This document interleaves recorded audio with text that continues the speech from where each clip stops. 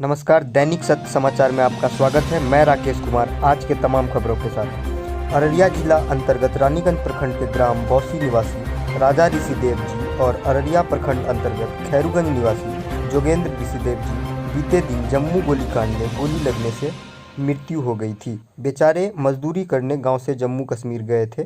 उनके परिजनों से मुलाकात कर जाप सुप्रीमो पप्पू यादव ने उन्हें जीवन यापन के लिए 25-25 हज़ार रुपये की आर्थिक मदद की और रानीगंज प्रखंड अंतर्गत मिर्जापुर निवासी टुनटुन ऋषिदेव जी जो घायल हैं उन्हें इलाज के लिए 10,000 की आर्थिक मदद की।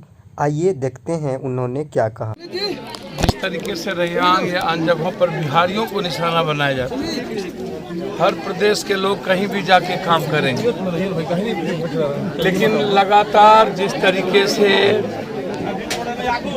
बिहार को टारगेट किया जाता है, कभी महाराष्ट्र, कभी दिल्ली, कभी अन्य स्टेटों में, जब भी हम कहीं जाते हैं हमें यह कहा जाता है कि आपको आपके घर में रोजगार क्यों नहीं है। मैं मानता हूं हमारी आर्थिक आज़ादी की ज़रूरत थी हमें बिहार में, और लोगों ने राजनीतिक आज़ादी पॉलिटिकल सॉल्यूशन करता है। हम रोज़गार नहीं दे सके, हम फैक्ट्री नहीं बना पाए, हम रोज़गार पैदा नहीं कर पाए, हम पलायन नहीं रोक पाए, और लगातार हमले पर हमले। यह घटना बहुत निंदनीय है। मैं 20 लाख रुपए की मांग करता हूं कि केंद्र सरकार, बिहार सरकार 20-20 लाख रुपया 2 मृतक एक घायल परिवार को दे। मैं आपको बहुत क्लियर बता दूं कि लगातार जैसे चीन उत्तराखंड में हमारे यहाँ जाकर के 50 किलोमीटर ढुक के ज़मीन कब्जा कर लिया, जिस तरीके से चीन हमारे सिपाहियों को मार रहा है। लगातार 7 सालों में जब हम 370 की बात कर रहे थे कि हट जाएगा तो हम अमन चैन और बाहर के लोग नहीं मारे जाएंगे, 7 सालों में कश्मीर या उस इलाके की स्थिति या चीन ने जिस तरीके से आंख दिखाया, आज हम अफगानिस्तान और तालिबान की बात कर सकते हैं। तो आखिर क्या कारण है कि सरकार अफगानिस्तान और तालिबान पर बिल्कुल चुप हो गई। एक अपने दोस्त को ड्रग्स का व्यापार करने के लिए सब कुछ एकदम बिल्कुल कंप्लीट कोलैप्स कर दिया। एक तरफ चीन हमारे ऊपर हमला कर रहा है, दूसरी तरफ हम चीन की निगाहें कंप्लीट रूप से तालिबान पर है कि वहाँ हम बांग्लादेश उन्होंने नज़र बना ली, बांग्लादेश उसके पक्ष में हो गए। एक तरफ नेपाल से हम घिर गए, दूसरी तरफ पाकिस्तान, तीसरी तरफ तालिबान। हमारी क्या कारण है कि इंटरनेशनल पॉलिसी इतना गंदा है? क्यों नहीं देते? आप हर चीज़ों का राजनीतिकरण क्यों करते हैं?